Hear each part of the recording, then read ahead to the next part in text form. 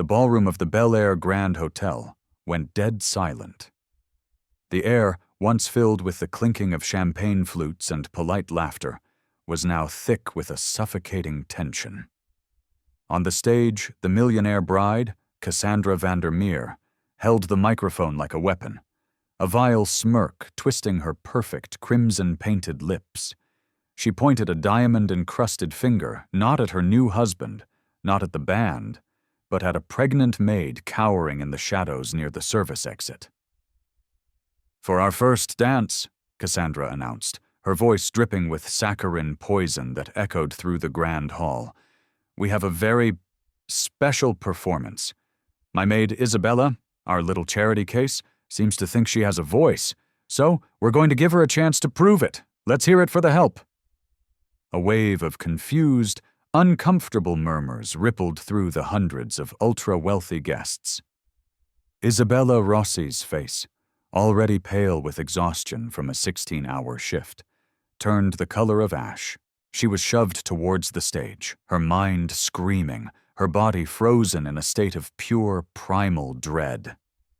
What she didn't know, what no one in that room could possibly fathom, was that this calculated act of public crucifixion was about to become the catalyst for Cassandra's spectacular ruin and the birth of Isabella's wildest, most impossible dream.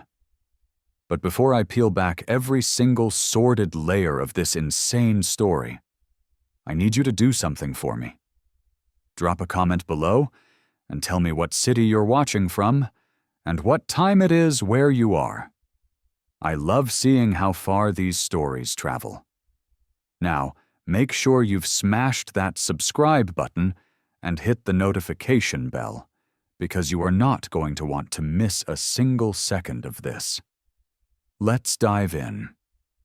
Just because you're pregnant doesn't mean I'm required to look at you. Cassandra's voice, as cold and sharp as breaking ice, had sliced through the morning air just 2 days earlier. She'd swept past Isabella in the marble hallway of the sprawling Crestwood estate. "Try to remain unseen today, will you?" Isabella lowered her gaze, one hand instinctively cradling the swell of her belly. At 26 years old and 7 months pregnant, making herself invisible was becoming a physical impossibility. "Yes, Miss Vandermeer," she'd whispered to the empty space where the bride-to-be had been. As Cassandra's stilettos clicked away, Isabella took a shaky breath and continued pushing her heavy cleaning cart. Morning sunlight, worth more than her entire life's earnings, streamed through the floor-to-ceiling windows, illuminating a billion dancing dust motes she was expected to eradicate. This wasn't the life she'd planned. Her dreams had been painted in the neon glow of Nashville's music scene, not the sterile white of Bel Air toilets. But life had a way of kicking you when you were down. Leo Vance, a charismatic musician with a silver tongue and empty promises, had vanished the second the word "pregnant" left her lips, leaving Izzy with nothing but a broken heart and a baby on the way. "Izzy, there you are," a warm, familiar voice broke through her thoughts.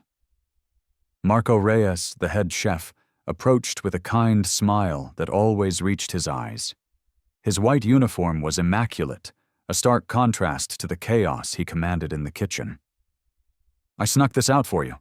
You're eating for 2, remember?" he said, handing her a plate piled high with scrambled eggs and fresh fruit. "Thank you, Marco. You're a lifesaver." "Of course. That little one needs a strong mama." He glanced down the hallway. "How are you holding up with all this wedding madness?" "Tired," Izzy admitted, taking a grateful bite of toast. "But just 2 more days, then maybe things will quiet down." Marco's smile tightened. "Maybe. Or maybe the new Mrs. Croft will be twice the monster she is now." They both knew it was the more likely scenario. Julian Croft, their 42-year-old employer, and a quiet genius who'd built a tech empire from his garage, was marrying into a dynasty. Cassandra Vandermeer was society royalty, a former model whose family tree had deeper roots in New York than the subway system. While Julian treated his staff like human beings, Cassandra viewed them as inconveniently animated furniture. "I'd better get the West Wing done before she materializes again," Izzy said, finishing the toast. "You take care of yourself, you hear me?" Marco called after her. "Something about her. I don't like the way she watches you." Izzy spent the morning in a haze of dusting, vacuuming, and trying to ignore the shooting pains in her lower back. The overtime pay was her mantra. Every hour worked was $1 closer to the crib she'd been staring at online for weeks. While cleaning a guest bathroom, she heard Cassandra's voice, sharp and imperious, from the adjacent suite. "No, Chloe, I said gardenias. These are peonies. Are you actively trying to sabotage my wedding?" Izzy recognized the other voice as Chloe Vance, the perpetually stressed wedding planner.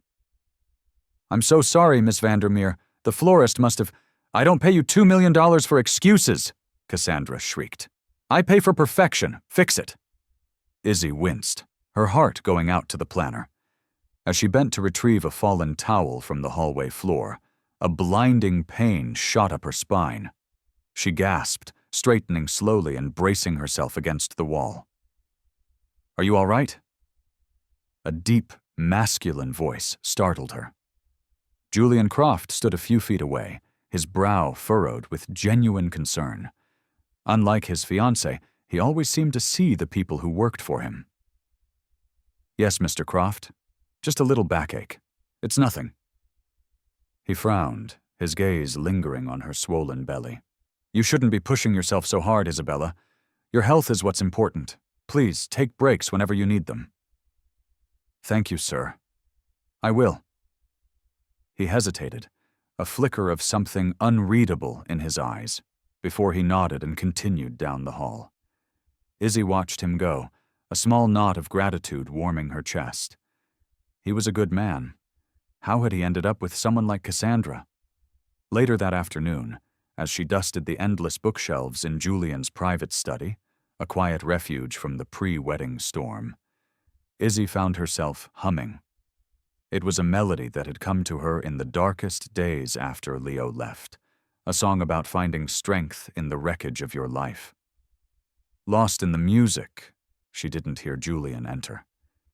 He stood in the doorway, listening, his head tilted in thought. When she finally turned and saw him, she jumped.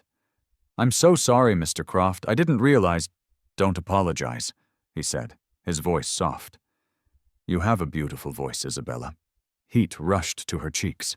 "Thank you. I used to sing a long time ago." "You should do it more often," he said, a small, genuine smile gracing his lips. A gift like that shouldn't be hidden. Neither of them saw Cassandra standing silently in the hallway, her eyes narrowed into slits. She watched the way Julian smiled at the maid, the easy warmth in his voice, and a venomous seed of an idea began to sprout in the dark soil of her mind. Her perfectly manicured nails dug into her palms. "Julian, darling." Cassandra's voice was a whip crack, shattering the quiet moment. "Your final tuxedo fitting. You can't be late." "Of course," Julian said, his smile vanishing. He gave Izzy a final nod. "Thank you again for all your hard work." As he walked away with Cassandra latched to his arm, Izzy returned to her dusting, completely unaware that her simple, sad little song had just armed her tormentor with a weapon of unimaginable cruelty. That evening, as the staff gathered for a quick meal, Marco pulled Izzy aside. "Be careful around her," he whispered, nodding towards the dining room where Cassandra was loudly berating a florist over the phone. "I saw her talking to her bridesmaids earlier. They were looking at you and laughing.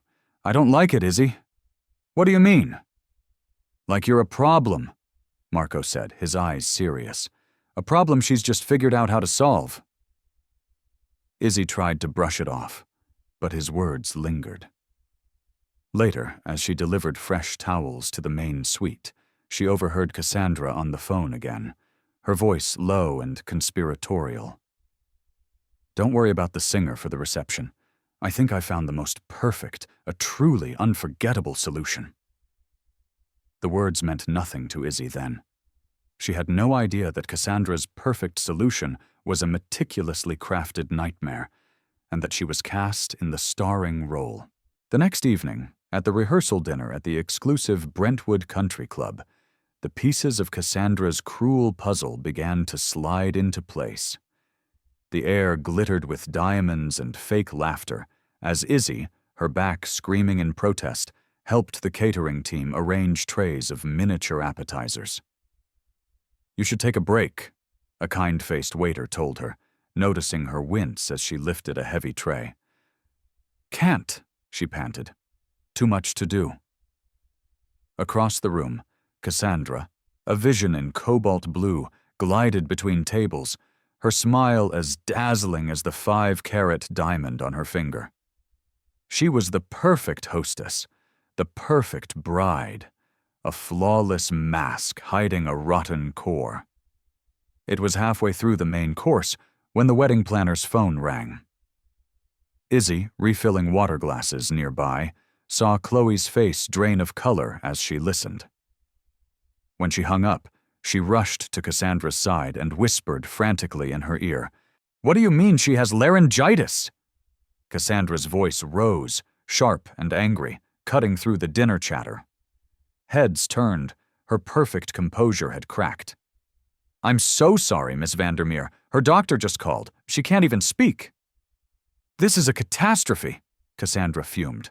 "Our first dance, that song was arranged specifically for her voice." Julian placed a calming hand on hers. "It's all right, Cassandra. We can use a recording." "It's not the same," she insisted. It was then that Julian's mother, Eleanor Croft, a woman of quiet elegance and genuine warmth, leaned forward. "You know, Julian," she said, her voice carrying easily, "I believe you have a wonderful singer right here in your own home." Julian looked confused. "Who?" "Your maid, Isabella," Eleanor continued, completely unaware of the bomb she was about to detonate. "I heard her singing in the garden one morning. She has the most beautiful, natural voice, a real talent." Izzy froze mid-pour, water sloshing onto the tablecloth. Every eye at the head table turned to her. Cassandra's expression shifted in a split second, moving from theatrical panic to cold, reptilian calculation. A slow, predatory smile spread across her face. "Isabella? Our Isabella?" she purred, her eyes locking onto Izzy across the room. "How fascinating. I had no idea." Later, Izzy saw Cassandra cornering Chloe in an alcove, their conversation intense. "I don't think that's a good idea," Chloe said, her voice trembling.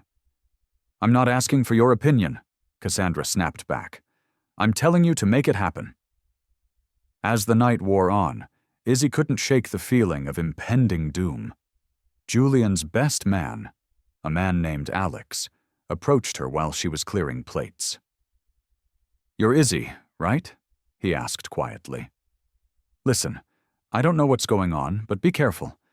Something feels very wrong with Cassandra tonight." The warnings from Marco and Alex echoed in her mind, and Eleanor's innocent comment. It had given Cassandra the idea. Izzy felt a knot of ice form in her stomach. What was she planning? What was this perfect solution she'd found? The next day, the wedding day, was a blur of frantic activity. Izzy's body ached, but the promise of a $250 bonus for working the full day kept her moving. It was almost enough for the crib. As guests began to arrive, a sea of couture gowns and bespoke suits, Izzy felt a chill that had nothing to do with the air conditioning. She saw Cassandra whispering with her bridesmaids, their cruel laughter following Izzy as she walked by. And then came the moment. The first dance. The band was ready, the guests had formed a circle, and Julian was leading Cassandra to the floor. But instead of starting the music, Cassandra grabbed the bandleader's microphone. and that's when she called Izzy out. The ballroom of the Bel Air Grand Hotel went dead silent. "For our first dance," Cassandra announced, her voice dripping with saccharine poison, "we have a very special performance. My maid, Isabella, our little charity case, seems to think she has a voice. So, we're going to give her a chance to prove it. Let's hear it for the help." The blood drained from Izzy's face. This was it. This was the plan. It wasn't an opportunity. It was an execution. The wedding planner, Chloe, grabbed her arm, her eyes filled with pity. "I'm so sorry," she whispered, propelling her forward. Two imposing security guards, clearly briefed, blocked her only path of escape. She was trapped. "Please welcome Isabella Rossi," Cassandra trilled, her smile a slash of victory. Her heart hammering against her ribs like a trapped bird, Izzy walked onto the stage. The glare of the spotlights was blinding. She could feel 300 pairs of eyes on her, dissecting her cheap black uniform, her swollen belly, her terror. She could hear the whispers, the snickers. "Is this a joke? The poor thing looks like she's going to be sick." Cassandra shoved the microphone into her hand. "Try not to be too awful, dear," she hissed, before gliding back to Julian, who was just re-entering the ballroom, a look of utter confusion on his face. Izzy stood alone, exposed and humiliated. In that moment, staring out at a sea of smirking, indifferent faces, a fire ignited in the pit of her stomach. A defiant rage she didn't know she possessed. They wanted a show? She would give them one. But it wouldn't be Cassandra's. It would be hers. She turned to the bewildered band leader. "Forget the song she gave you," she said, her voice shaking but clear. "Just give me a simple, slow 4/4 beat, in C minor." The man nodded, relaying the instructions. The drummer began a soft, mournful rhythm. Izzy closed her eyes, took a ragged breath, and thought of her unborn daughter. She would not let her child's first memory of her mother's voice be one of shame. "This song is called Rise from the Ashes," she said quietly into the mic, her voice cracking on the first few words. "When your world turns to dust and the silence is screaming. When the one that you trust leaves your whole life in pieces." Her voice, fragile at first, began to swell with a raw, heartbreaking power that stunned the room into silence. The whispers died. The smirks faded. The waiters froze, trays in hand. "They can push you down, they can kick you to the ground, but they don't know the fire that's sleeping." This wasn't just a song. It was a testimony. It was the story of her pain, her betrayal, her resilience. The band, sensing the magic happening, began to weave in a melody. The pianist found the chords. The cellist added a haunting undertone. It was raw, unplanned, and absolutely electrifying. Across the room, Julian stood mesmerized.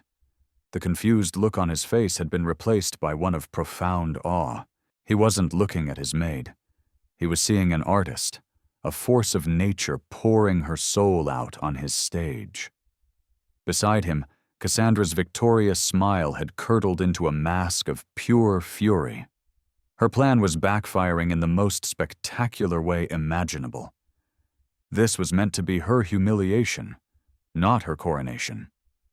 As Izzy hit the final, soaring chorus, her voice filled every corner of the vast ballroom, a cry of defiance and hope that raised goosebumps on the arms of even the most jaded guests. "I will rise from the ashes, stronger than before. I will rise from the ashes and I won't break any more." When the last note faded, a profound silence hung in the air for 3 long heartbeats. Then the room erupted. It wasn't polite applause. It was a roar. People were on their feet, clapping, cheering, some wiping tears from their eyes. The spell was shattered when Cassandra stormed the stage and snatched the microphone from Izzy's hand. "Wasn't that adorable?" she said, her voice trembling with rage disguised as sweetness. "Now, back to the kitchen with you. Your shift's not over." The cruelty of the words, coming after such a powerful performance, was jarring. The applause faltered as a wave of collective discomfort washed over the guests. The mask had slipped, and everyone had seen the monster beneath. Stung and desperate to escape, Izzy turned to leave the stage. In her haste, her worn-out shoe hit a small puddle of spilled champagne. Her feet went out from under her. She cried out, not from the pain of the fall, but from sheer terror as she landed hard on her side, her arms instinctively wrapping around her precious belly. The crowd gasped. Before anyone could move, Julian was pushing through the stunned guests, vaulting onto the stage. "Izzy!" he yelled, his voice raw with panic. "Are you okay?" He knelt beside her, ignoring Cassandra completely. "Is the baby okay? Are you hurt?" Cassandra's voice was a shrill shriek from the microphone. "Julian, what are you doing? The staff can handle her. This is our first dance." The entire ballroom watched, captivated, as Julian Croft, the tech billionaire, tenderly helped his pregnant maid to a sitting position, his face a mask of concern. His best man, Alex, was already on the phone. "Paramedics are on the way. Just stay still, Izzy." Marco rushed from the kitchen with a towel and a glass of water. The scene was surreal. The fallen maid, surrounded by her concerned employer and the kitchen staff, while the millionaire bride stood alone on her own stage, fuming into a microphone. "Julian, everyone is watching. You are humiliating me," Cassandra screamed. Richard finally stood, his face carved from ice, and turned to face the woman he had married less than an hour ago. "That's enough, Cassandra," he said, his voice dangerously quiet. "Enough? She ruined everything. I think," a new voice cut through the tension, loud and clear, "everyone deserves to know who really ruined this wedding." Marco Reyes stood at the edge of the stage, his cell phone held high. "What do you think you're doing?" Cassandra hissed, lunging for the phone. "Showing them the truth," Marco said calmly, hitting play. Cassandra's own voice, recorded that morning in the kitchen, filled the silent ballroom. "I can't wait to see that pregnant nobody make a fool of herself. I've told security not to let her leave the stage. It'll finally put her back in her place where she belongs. Julian will just think she embarrassed herself trying to get attention." A collective gasp swept through the room. It was undeniable. It was monstrous. Cassandra's face went white. That's been edited. It's fake. Julian, are you going to believe the kitchen help over your wife?" Julian didn't even look at her. He stared down at his own left hand. Slowly, deliberately, he twisted the brand-new platinum wedding band off his finger. The simple, silent gesture was more devastating than any shout could have been. What are you doing?" Cassandra whispered, her voice cracking with a fear she'd never known. "This marriage," Julian said, his voice ringing with cold finality for all to hear, "is over." He let the ring drop to the stage, where it clattered and rolled to a stop at Cassandra's feet. "It was a mistake that, thank God, lasted less than an hour." He turned to the stunned guests. "My deepest apologies to all of you. The reception has ended." He then knelt back down beside Izzy just as the paramedics arrived. "I'm going with her," he told them. "He's my husband!" Cassandra shrieked from across the room, her perfect world crumbling around her. "He's not going anywhere with her." Julian turned one last time, his eyes devoid of any emotion. "No, I'm not. This marriage was never filed, and it never will be." He looked at Izzy, now being carefully placed on a stretcher, and his expression softened. "I'm her employer," he told the paramedic, "and I'm responsible." As they wheeled Izzy out, she saw the wreckage of the $2 million wedding. A weeping bride in a designer gown, a discarded ring on the floor, and hundreds of guests scrambling for the exits, hungry to spread the most scandalous story of the year. The ride to Cedars-Sinai was a blur, but one thought was crystal clear in Izzy's mind. Her life, in the span of a single song, had been irrevocably, terrifyingly, and perhaps wonderfully changed forever. Okay, let's pause here. Can you even imagine the chaos in that room? The fallout was just beginning. If you're hooked, and I know you are, show some love and hit that like button right now. It really helps the channel. Now, back to the story. In the sterile quiet of the hospital room, the only sound was the steady, reassuring thump, thump, thump of her baby's heartbeat on the monitor. A doctor had assured Julian that both mother and child were fine. The fall had induced stress contractions, but there was no lasting harm. Relief had washed over Julian's face, so profound it was almost painful to watch. He now sat in a chair beside her bed, still in his tuxedo, looking utterly out of place. "I'm so sorry about your wedding," Izzy whispered, her voice hoarse. He shook his head, a wry, sad smile on his lips. "Don't you dare apologize. You didn't ruin my wedding, Isabella. You saved me from a disastrous marriage. You showed me the truth I was too blind to see." He ran a hand through his perfectly styled hair, messing it up. "I've been ignoring red flags for months. My mother tried to warn me, Alex tried. I just didn't want to listen." They sat in a comfortable silence, the baby's heartbeat a constant rhythm between them. "That song," Julian said finally, breaking the quiet. "Rise from the Ashes. Did you really write that?" Izzy nodded. "In my darkest moment." "It's a masterpiece," he said, his voice full of a conviction that made her blush. "The world needs to hear it, and I think I know how to make that happen." He leaned forward, his expression shifting from concerned employer to focused businessman. "I have connections in the music industry, producers, label executives. I want to fund a professional recording for you.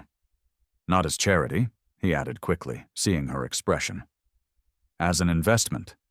I believe in your talent, Izzy. This is a business proposition."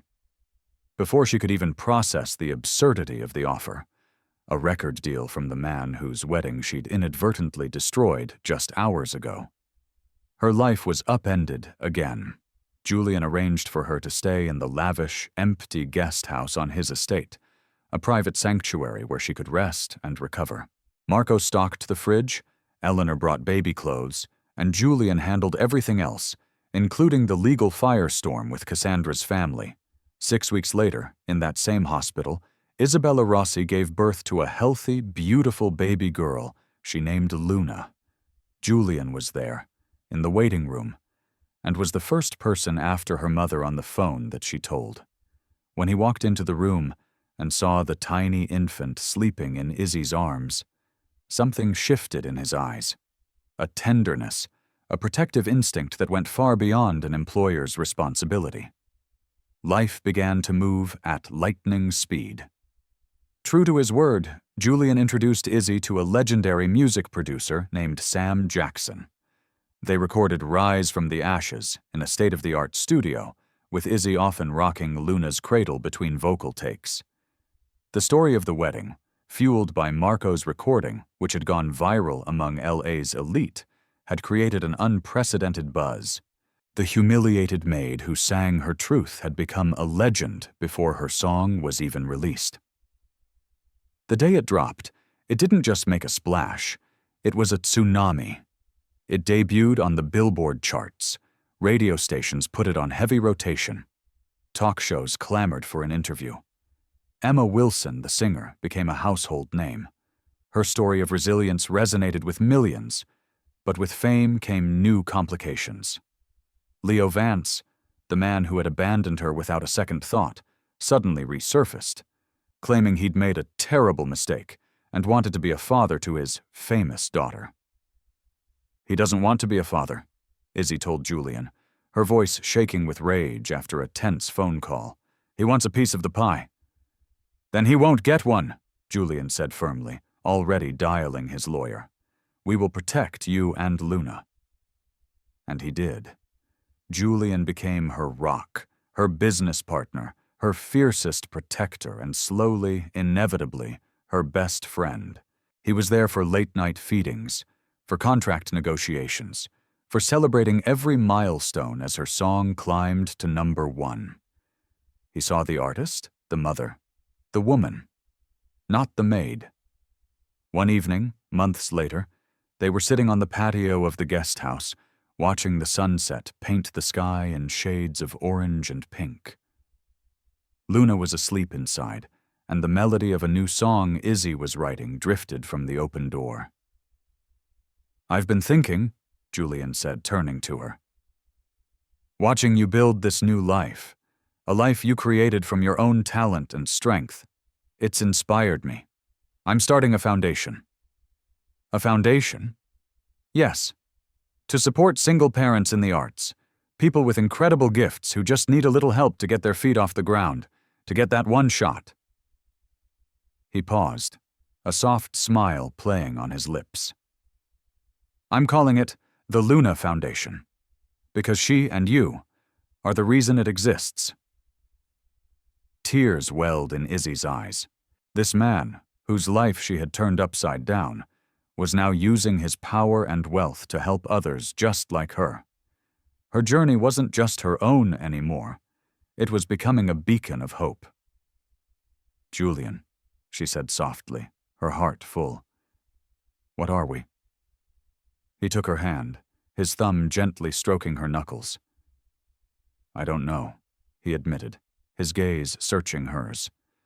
"But I know that my life didn't truly begin until the day my wedding ended." He leaned in, and this time there were no spotlights, no audience, no expectations. It was just a quiet, perfect kiss that felt less like a beginning and more like coming home. From the ashes of a cruel joke, an empire of hope was built. Isabella's voice, once meant to be an instrument of her humiliation, became an anthem for the unheard. Her album went multi-platinum. The Luna Foundation has since helped hundreds of artists achieve their dreams. And Cassandra Vandermeer? After a failed lawsuit and becoming a social pariah, she faded into obscurity. A bitter footnote in a story that was never really about her. The real story was about the quiet power that lies within all of us. It's about how your voice, whether you're on a stage or in a quiet room, has the power to change the world.